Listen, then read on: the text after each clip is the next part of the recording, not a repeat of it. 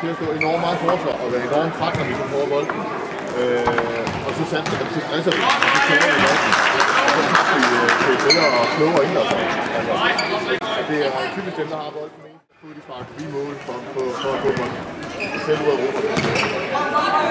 Så det er kampen nu, dreng. Vi har brug på, når vi spiller. Det er ikke sagt, at vi skal spille langsomt. Længere ned, Chris.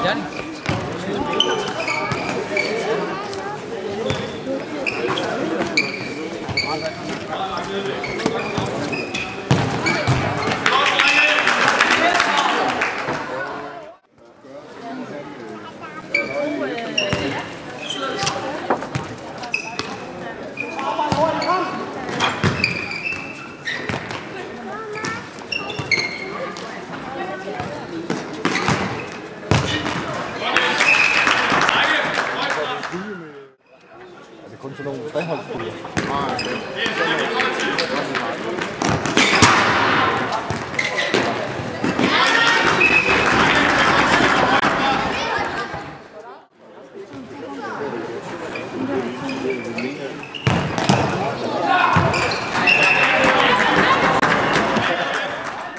Vi er gået i gang med sidste minut. Næste kamp er OKS mod B909.